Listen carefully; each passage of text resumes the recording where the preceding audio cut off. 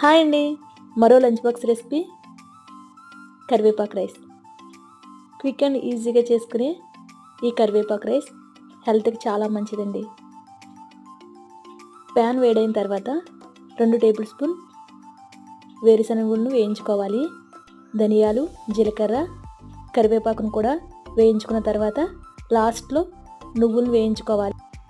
చల్లారనిచ్చి grind చేసుకుందాం.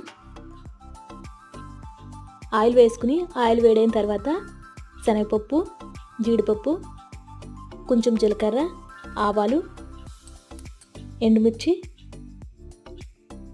కరివేపాకును కూడా వేసుకుని ఫ్రై చేసుకోవాలి. ముందుగా వార్చుకొని చల్లార్చిన రైస్ను వేసేసుకుని గ్రైండ్ చేసి పెట్టుకున్న కరివేపాకు పౌడర్ని కూడా వేసేసుకోవాలి. టేస్ట్కి తగినంత ఉప్పును వేసుకుని మొత్తం రైస్ని కలిపేసుకోవాలి.